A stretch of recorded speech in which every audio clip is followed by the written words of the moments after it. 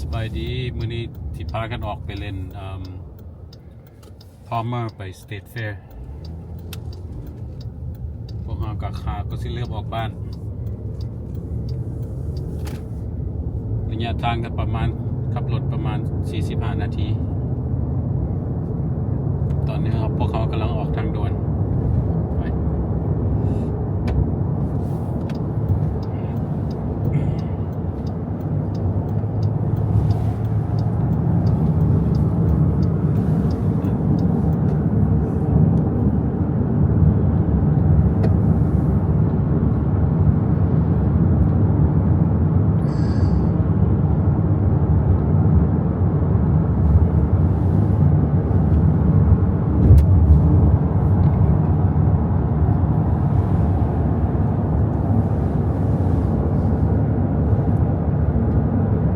ก็ครึมๆคือจังฝนสิตกแดด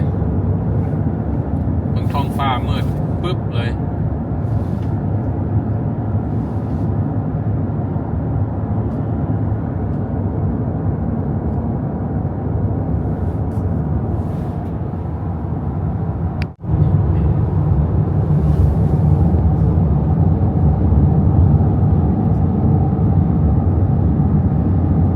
ตอนนี้พวกเราก็กำลังออกนอกเมืองมุ่งหน้าไป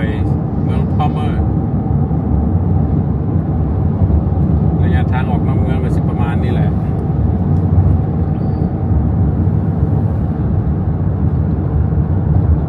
ฟ้าครึ้มคือฝนสิตกโอ้ยสงสัยสเตทแฟร์งานนี้สงสัยฝนตกใส่เยอะ คนบ่เคยไปแล้วก็ไปดิ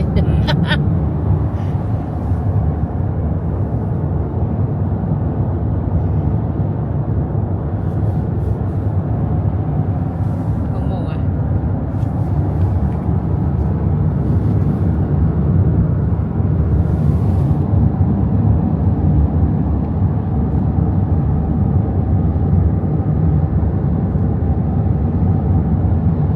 โอเคสไตล์เบิ่งเป็นระยะ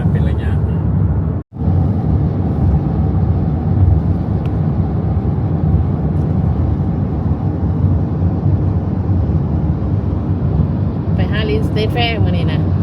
พักเวียกโอ้ฝนย้อยอยู่ฝนตกละฝนเอ้ยฝนตก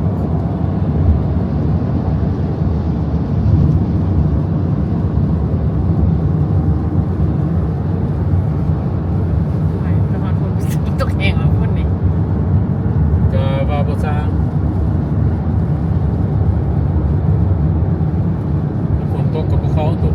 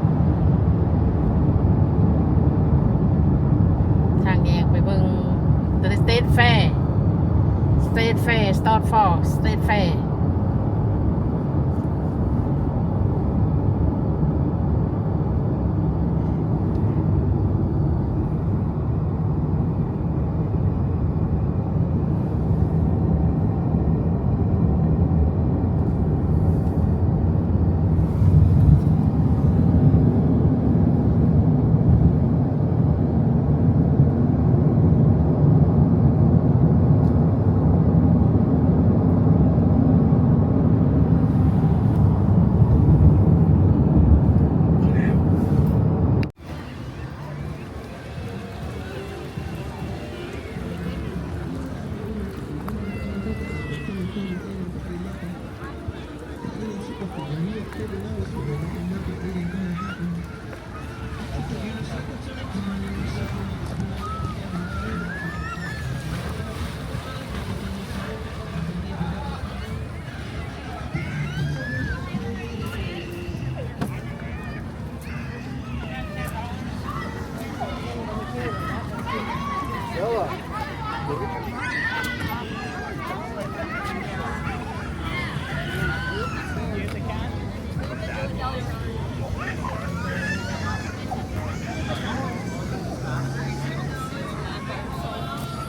าเขาเข้า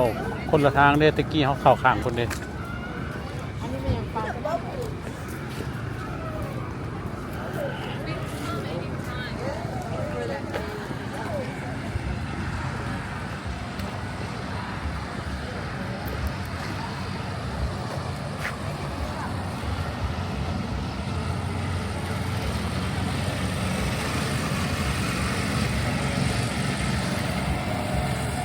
อันนี้บอลเด็กน้อยขี่รถเล่น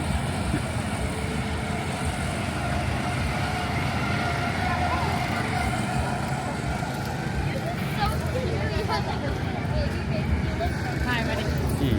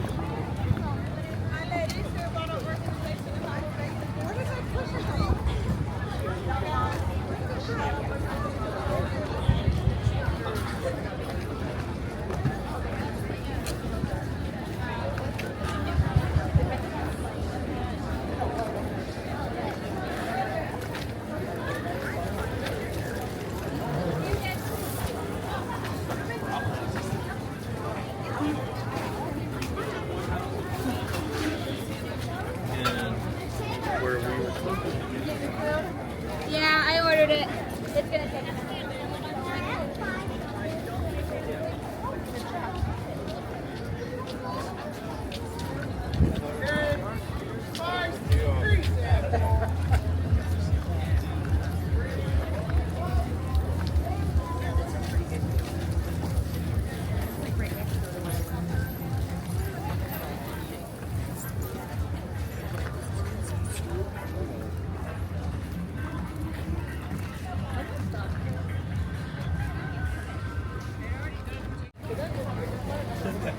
all the way at the end on the right side down here.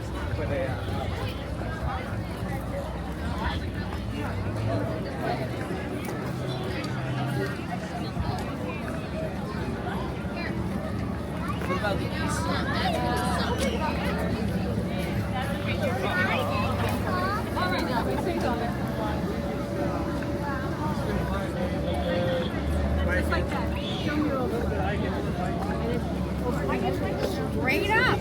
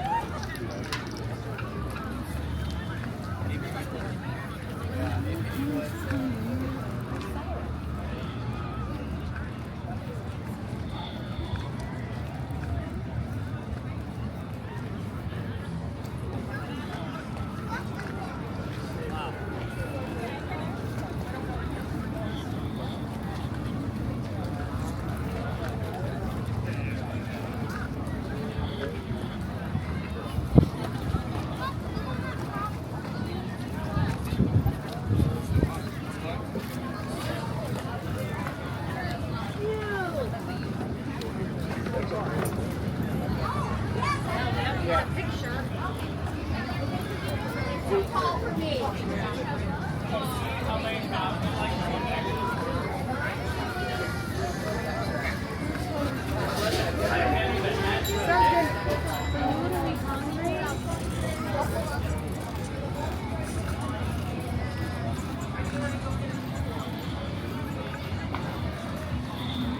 Then the joyful wish is on your special day. $23. มาสเตทแฟร์ต้องได้กินขาไก่งวงใหญ่นี่ $23. $20. เอาช่องอันกินนะ Birthdays are special and filled with smiles and happiness sent from across the mile. May your day be kind and wishes โอ้ fall off the boat เลยตัวหัน brings last the whole year. มันอันนั้นเลยมัน You know, กินได้ wish me a ข้าวต้มกันในข้าวต้มปีก with all the things that bring me joy. Happy birthday. ทานนั้นมันทานอันตั้งครึ่งชั่วโมงไป ตึงชั่วโมงแล้วมันว่าหาโมงพุ่น จะโมงเดียวนะ 4 โมงปลาย I don't know. เอาเฮ็ดคำใหญ่ๆอึบเอาหนูจันทร์สิมากินเนี่ยแข่งขันกินขาไก่งวงมื้อนี้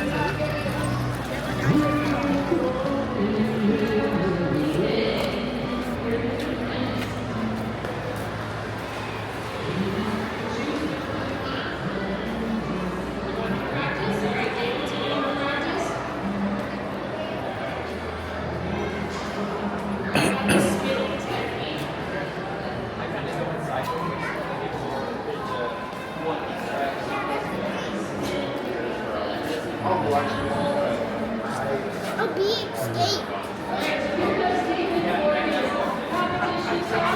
นี่เขาวางแผนตัวว่าเขาเลี้ยงผึ่งให้เบิ่งมีแต่แม่ผึ่ง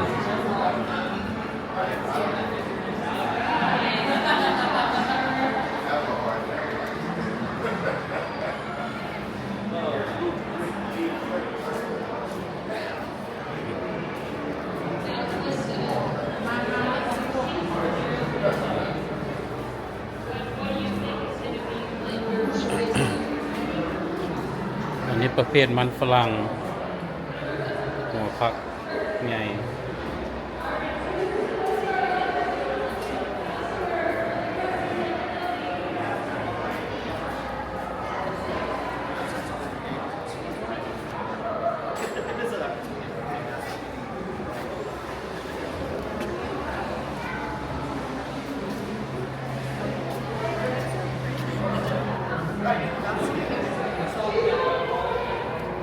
ซุกินี่ก็ใหญ่นี่ก็ใหญ่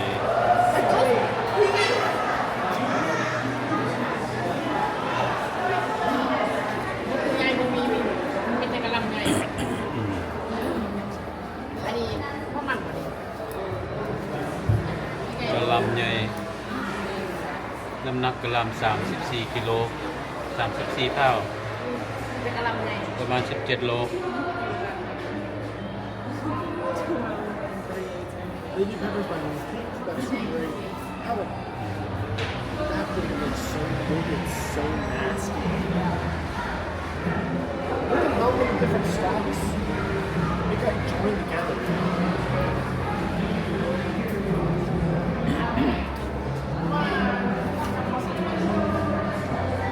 แล้วกะหล่ำหัวนี้น้ำหนัก75 pound น้ำลำ75เท่ากับ ต้องเป็น35 กิโลน้ำหนัก 35 35 โลกะหล่ำหัวนี้ อันนี้ด้วยค่ะอันนี้มี3โล อันนี้ นี่50ข้าวเป็นลบเป็นอยู่ 35 โล 25โลตัวนี้หัวประกาศตกเป็น25โล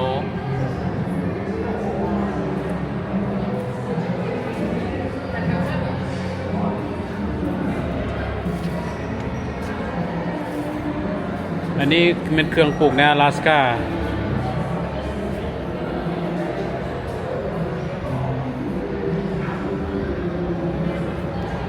พวกฟาร์มเมอร์แต่ละคนก็ต้องมาแข่งขันกันว่ากะหล่ำไผ่สิใหญ่กว่าหมู่กะหล่ำไผ่สิได้ที่หนึ่ง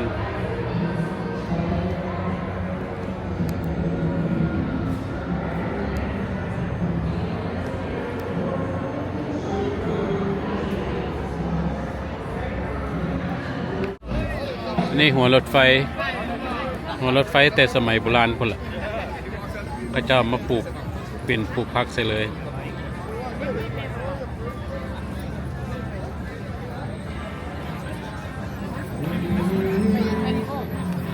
ไปมาใหม่โมเด็กนี่ก็มาเด็กนี่บ่ได้ฟัง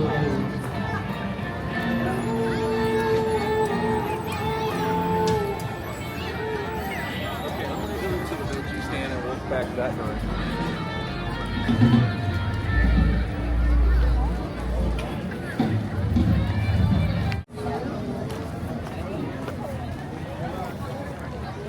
เครื่องฟ้าเครื่องฝนมาแล้วฝน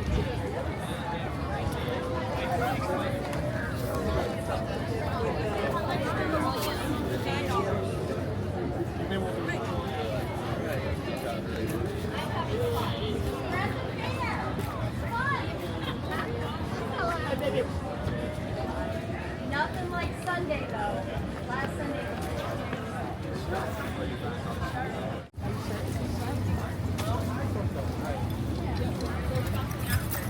Yeah, I know. It's the first week we're doing with a jar full of cash. ปีแล้วอันคอนเสิร์ตปีนึงเท่าไหร่ก่อนจะว่า180ผู้หนึง อืม มันเรียนที่อยู่ครอบครัว โอ้สไปเดอร์แมนหลายแท้นี่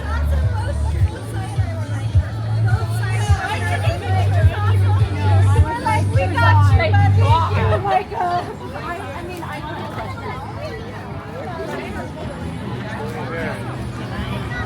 จะไปเราจับไปโคตรยังเราจับไปดูเด้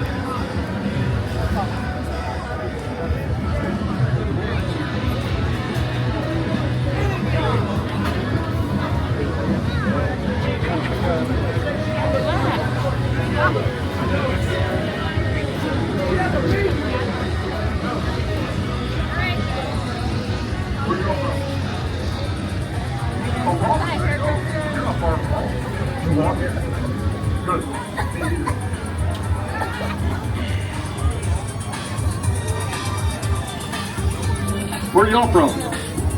Palmer, more Palmerites. Who else for Palmer? Where are y'all from? Well, still, all right, that's all right, it's cool. Way on with it, it's like 8 miles from here, so far.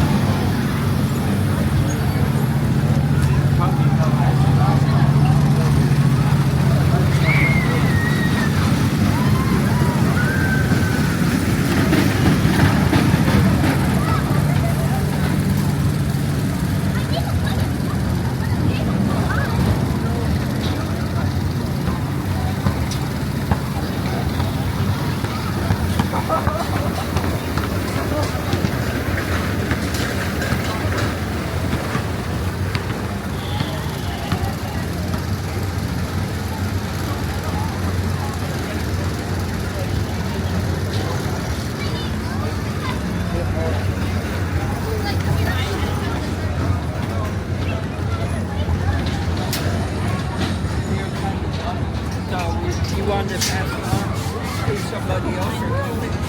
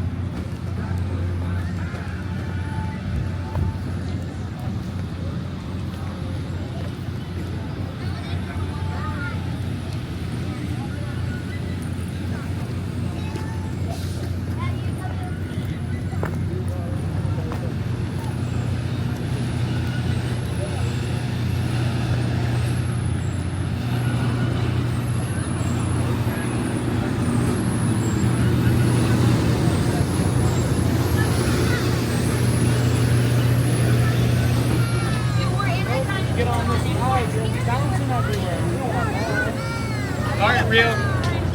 Okay. Remember?